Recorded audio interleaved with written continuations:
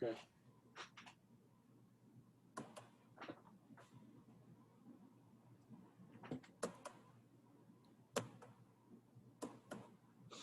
Greetings, friends, and welcome to this podcast episode. As this is an extension of the Church Dismantled, a Kingdom Restored, and I'm delighted today to have as my guest Charles Davidson. Charles has been serving as editor for the forthcoming book, A Church Dismantled, that I'm working on. And Charles brings with him, Charles, you bring with you just a wealth of experience and training, and it has been such a delight to work with you and to see you adding value to what I've done. And so thank you for joining us today. And I just welcome you and invite you to introduce yourself to the rest of us. Well, thank you, Conrad. It's a pleasure to be working with you. I'm really amazed that I won't even put it this way. I don't know how else to put it except to say we found one another, or we were found of one another. I like that. And because, and so many times in life, we go searching and don't find. Yes. And then when we don't go searching, we find. Yes. You can work both ways. And so I've considered this to be an incredibly rich and a great relationship and a great privilege for me, particularly at this time in my life, which in my working life is pretty much wound down, working in things I used to do at least. So I'm grateful for this opportunity to be connected with you and what you're doing, which I find to be incredibly important to where we are right now as Christians and as in the contexts in which we live here. Would you be willing to say a little bit about what you think is significant about what we're doing here? Why it's important to the church at this time? Well, the first thing that struck me was the title of your book, Church Dismantled. I had to puzzle over that at first, without knowing anything, having not read anything of what you'd written.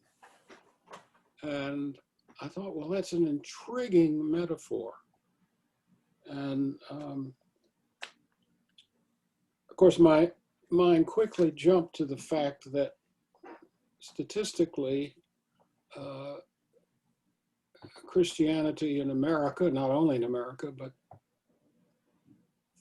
for our practical purposes, is diminishing in terms of institutional membership. And that's kind of across the board from everything I've read and heard from others who know more about it than I do. So that first thing that came to my mind, I thought, well, yeah, I've been hearing folks say for now really 4 or 5 decades that we're in the midst of a significant decline as Protestants, and I being a Presbyterian, certainly, I've seen it happen. I've been in declining in congregations. I've even been the pastor of one which 15 years or so after I moved on, ended up closing. It was in a transitional part of the city, and you know what that can mean. And so, but that is just in a microcosm. You're captured with that phrase, church dismantled, what I've witnessed myself, and it coming apart and diminishing, attrition of one kind or another. I've heard some of my colleagues who have been in more challenging contexts than I have reach a point of despair and leave the ministry. And there are a multitude of reasons, of course. There's so many factors at work. But when I think you, in many ways, are the first person I've encountered one-on-one who has been dealing with this subject matter in a fresh way. That's not, there are others doing that, but you're coming at it from the standpoint of your own experience within your own tradition and your own congregation and what you see around you. At the same time, which fascinates me, is that you are in dialogue with Generation X and Y and Z and whatever's coming next in a way that I'm not anymore. I was at one time. And that's encouraging to me, because I think it's the juxtaposition of those phenomena that make for richness and creativity and thinking and reflecting on what's going on. And you're hearing things, no doubt, from what I read in your columns, that many of us don't hear, because we're not there in the presence of folks like your students at Elizabethtown. And I'm really curious. In fact, I stumbled across a book the other day. I haven't read it yet, but I was so fascinated by the title. Maybe you know it. And I just bought the thing because I'm going to find out. It's called Unchristian. Yes, I am familiar with What a New Generation Really Thinks About Christianity. It's a research project by David Kinnaman and others. Yes. Are you familiar with it? Yes, I am familiar with it. Well, you know, I need to read more along that line to get a better sense for what's happening. As one of the things I appreciate so much about what you're doing, Charles, is that you are bringing to a pastor's writing who is, as you said, in the middle of it, and as a result, sometimes a little bit cynical about or fatigued about what's happening in the church. And that can come through in some of my writing. And you are bringing, the one I read today that you reviewed about the lies of the church. I just felt like you brought a seasoned spiritual maturity to that without losing the truth of what I was saying and without losing my voice. And I just, and also paying attention to theological accuracy. Those things have been very valuable to me. And I appreciate that so much. Well, you know, you're welcome. It's a fascinating dialogue we're having, in a sense, and I keep asking myself, well, first of all, am I really getting the gist of what you're saying, to the extent that I can respond in a way that is consistent with what you're saying, and at the same time be of some assistance in terms of how you want to put it. So I'm leaning more and more upon my listening. You know, it's a non-audible listening, but it's nevertheless a listening to what you are saying and what also is written between the lines. And it is, your work is forcing me to rethink some important things that I haven't thought about for quite a while.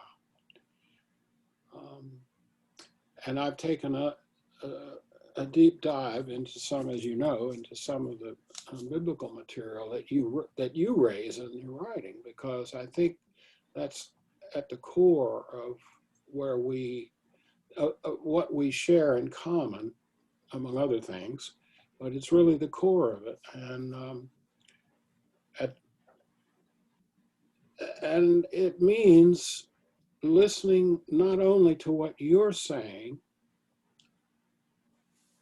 and how I might respond to that, but more important than that, listening to what God may be saying to both of us and to others with whom we are in conversation. What's the Spirit saying here? And I've appreciated that. I've appreciated your comments about praying over this and seeking God in this. I'm as baffled by what's going on as anyone else is. Mm-hmm. I don't know what to make of it. Mm-hmm. So Charles, why don't you tell? Go ahead. Why don't you tell us a little bit about your life? What formed you? You at some point were at Union Theological Seminary. You got connected to George Buttrick. That became obviously an important, significant piece of your life. So why don't you share with us what has helped form who you are? You know, when you get to my age, that's one of the things you ask yourself. Yeah. Not before that, my age. What are those streams of formation that are still at work? I have a friend who's a very dear not a lifelong friend, but nearly, since we were in seminary together. And we have many conversations and have had through the years. And one of the things he says now is, we're at that point where one does some summing up. Hmm. And in the summing up, we ask ourselves, what has been most important? Not only what's behind us, but what's in front of us. And so I've been thinking particularly about people who've influenced me. I don't know of anything more important in terms of influence. Yeah, things happen to us, of course, unexpectedly. And but invariably, whatever happens, it involves people. And so I've been rehearsing the names, the faces, the stories, particularly the words they spoke that came to me. And I go way back to childhood. I think a lot about my childhood even now. The things that I remember that are important, the people I remember. And they're clearly, you know, the obvious ones that stand out are my parents and my grandparents. One of whom, my grandfather, was absent for the time because he died before I was born, but he was present in another sense. The mystery of one's absence sometimes creates a presence that is not as obvious with those who are already alive and with us. And by that I mean, my grandfather, my father's father, had committed suicide at age 65. And he left the family with a huge question, and that was why. I pondered that question about his life, about the lives of others who have been influential in mine, some of the tragedies and as well as the successes they've met. But when it comes down to key people beyond family, I can point to several who came at the right moment. And one person that, I dare say that very few, if any, of who might hear us talking would know, was a man named Maurice Moyer. I was in high school, about my junior year, and I had some inklings as an early teenager that I was headed into the ministry. But I had as many doubts about that as I did any certainties. It was also on the cusp of the civil rights movement. And I came from families that were, their histories go way back to the earliest decades of colonization in Virginia, and thus were slaveholders, which has been a troubling dimension of my life, one I've wrestled with, continue to wrestle with. So here I am as a junior in high school, and I'm part of the church fellowship, the youth fellowship, local Presbyterian congregation, and we're all headed together for a week in Chestertown, Maryland, at the college there to have a youth conference. And whom should I be assigned as my counselor but Maurice Moyer, the first African-American minister I had ever met in person. And we sat at several points during the day for an hour to two at a time. A group of 6 or 8 of us sat in his room around his bed because he was needing to prop his feet up as he talked, and engaged in conversations that I'd never been part of before. And especially the parts of that conversation that had to do with black and white, race in America. It was one of the most profound experiences I'd ever had. It was pivotal in my life. From that point on, something shifted for me. It all came back to me this week because I happen to have had the good fortune in seminary to have had as a professor of social ethics a fellow named Donald Shriver, who went on to be the president of Union Theological Seminary in New York after I had him as professor. He was there in Union and Richmond for a brief time. One of the most engaging, productive courses I've ever been part of, but a Festschrift has recently come out, and one of the contributors to that tells the story of Don's life when, as a child, he too was raised in a Virginia family which had a heritage very similar to mine, and the only blacks he knew were those who'd been servants in his home. And it wasn't until he was in college that he goes to a youth conference, a church youth conference, and who is serving him communion but a black minister. And that encounter opened the world for him in a way it had not been opened for, just as it had for me. I thought it was an extraordinary kind of coincidence as I read that story. I thought, wow, it's happening beyond anything I could see. But it's people like that, like Maurice Moyer, who shaped my destiny. And I didn't know it really so much at the moment, but it dawned on me later. And yes, there were others, of course. I think particularly you mentioned George Buttrick. I suppose most living Americans now wouldn't recognize the name unless they're my age or older. But George was one of the most preeminent 20th century preachers in America and Britain, and was known around the world because he traveled the world preaching.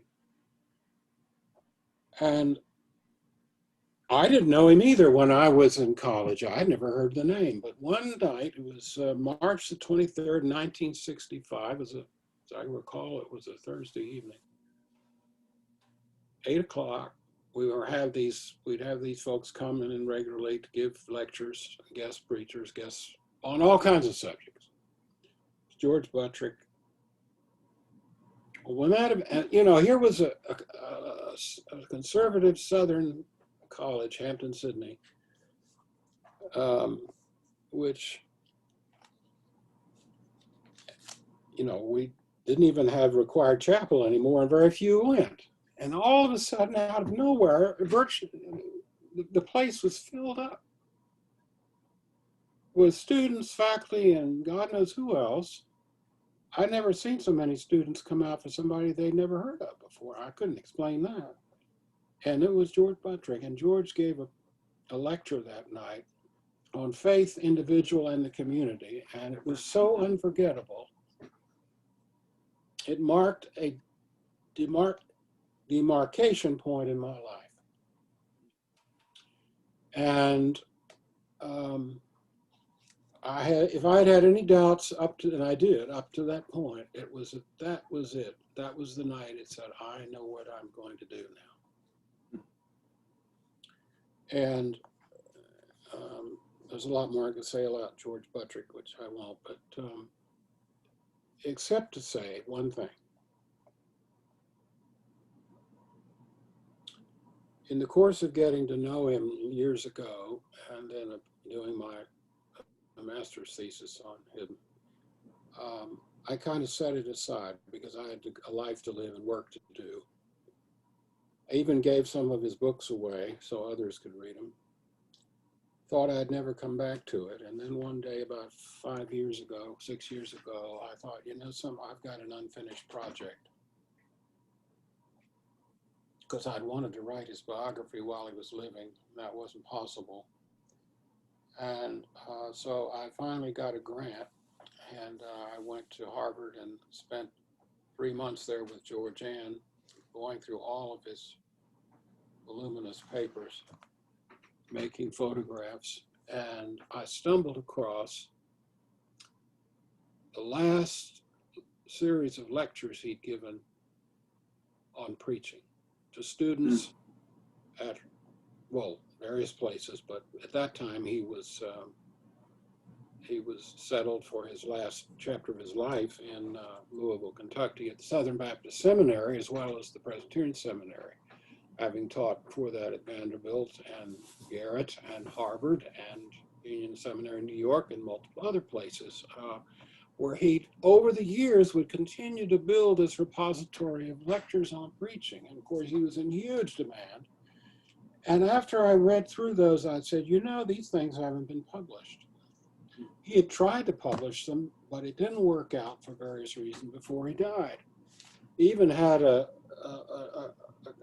not a contract yet, but he had a letter of agreement with Abington Press, but it all fell through because it was things beyond his control. Well, so I thought, okay, this is my calling now. So I've spent the last, since 2017, nearly 4 years, working on this. And I was able to, first of all, put out the guide to preaching, the lectures, for whatever they're going to be worth to another generation. And I believe they will be read, even by Generation X and Y and Z, someday. But what that says to me is some people's influence lasts a lifetime. Mm-hmm.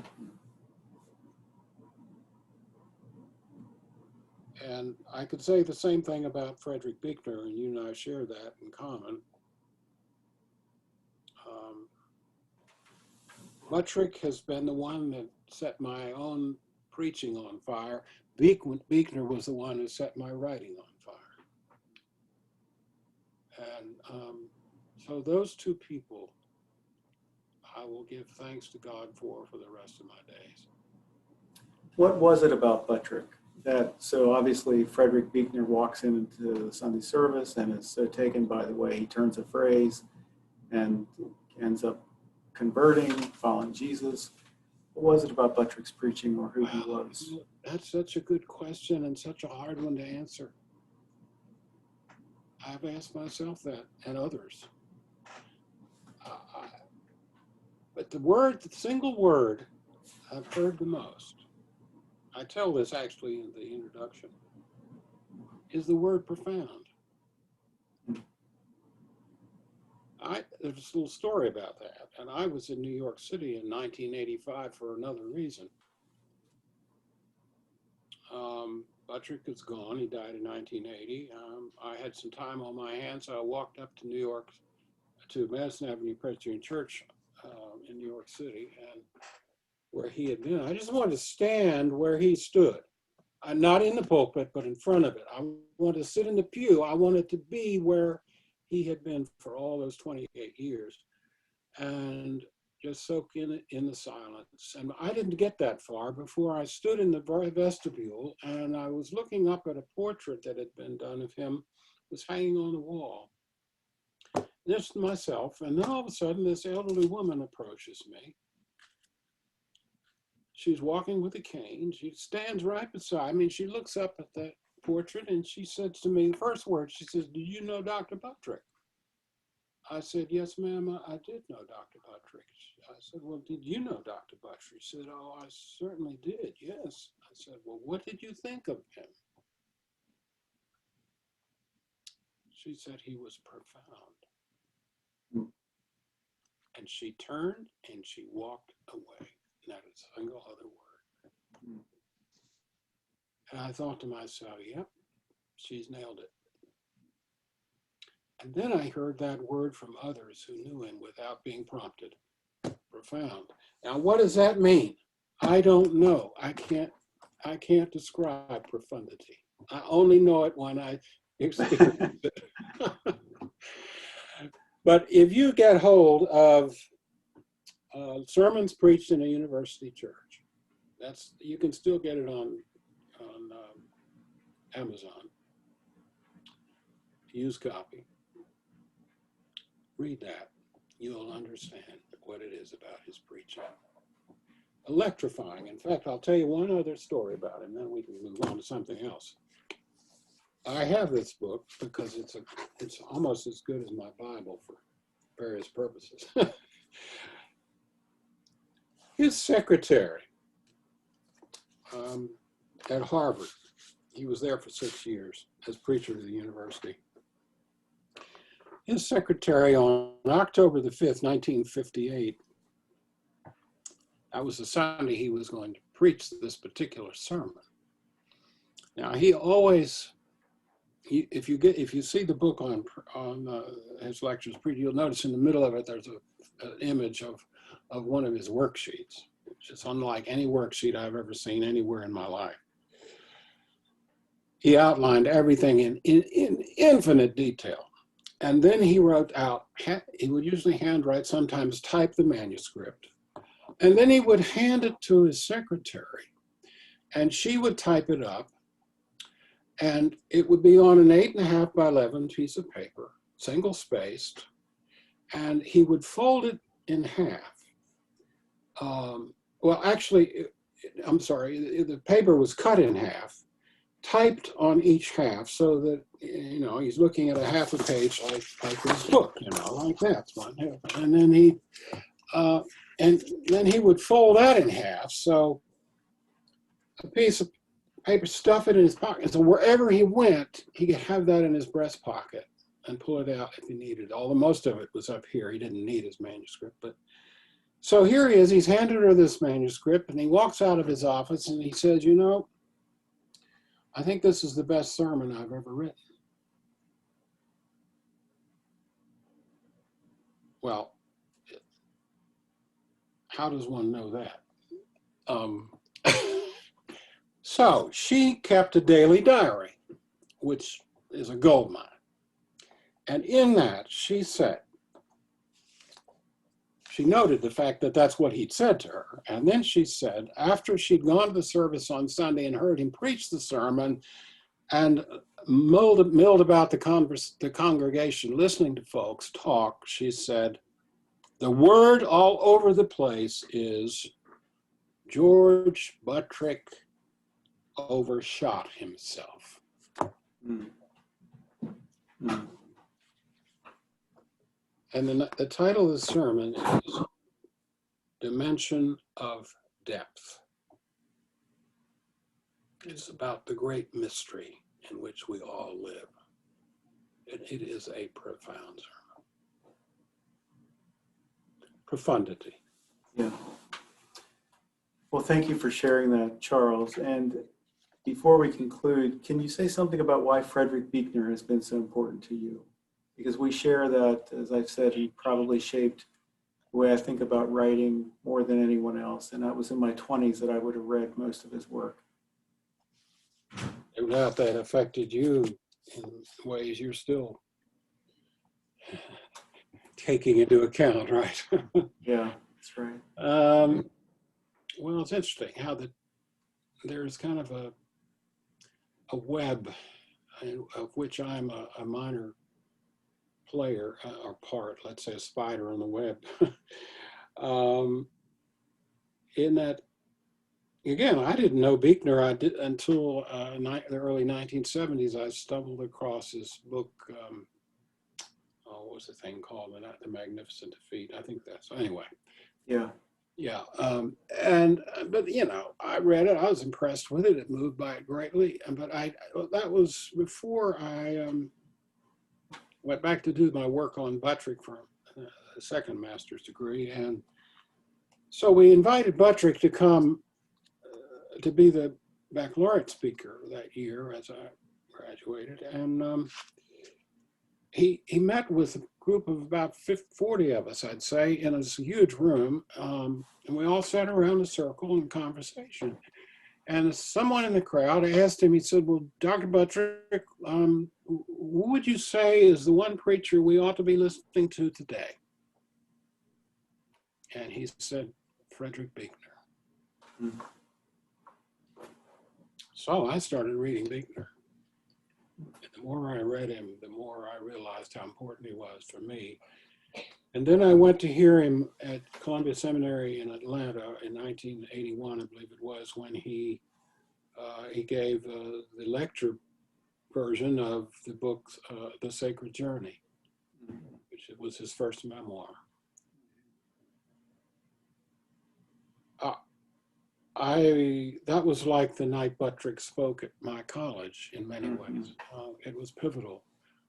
I was silenced, as was everybody else. It was so profound, and ever since then I've been a Buechner fan. In fact, I've been blessed a few times to have personal conversations with him, and he's meant so much to me. Especially those points in my life when I felt like I'd run out of gas, you know. Yeah. His writing continues to feed me whenever I turn back to it. For years, Charles, I had my students in my introduction to sociology course read The Sacred Journey. Did you? And apply a sociological perspective to it, but to help them to understand that their lives were sacred. That they were, whether they identified with God or deity or not, there was a sacredness to who they were, and his continually coming back to his father's suicide was always intriguing to me. It was kind of a touchstone for his life, for his writing, but it was also that place where some of my students who'd experienced traumatic events could identify with how fractured life became after that. That life was never the same. The taken for granted reality that I talk about in sociology was gone. And you really see that in that moment for Buechner as he describes what happened that morning when he sees and comes to understand. I remember him so well when he said that to all of us. It was, you could have, there were tears all over the place. It was extraordinary. It really was. One can only imagine, if you haven't been through something like that, imagine it through someone else's life, and he does portray it so graphically, profoundly so. Yeah. Well, Charles, thank you for your time, and thank you for Conrad. Thank you, Georgianne, also for joining us. Georgianne's getting a little tired of hearing about George Buttrick, I think. Okay, all right. I can appreciate that. She's had to live with the manuscript as well as me. Yes. Heidi says the same thing. She's heard over and over again much of what I write. So, but it has been She's very appreciative of what you write. So she really is. I mean, she's been so much more moved by anything you've said and anything I've said for sure, and many others. Right? Well, thank you, Georgianne. Thank you, Georgianne. Thank you so much, Charles, for being part of this interview today, but also part of my life now and part of this experience of writing for me, and for the gift you've brought.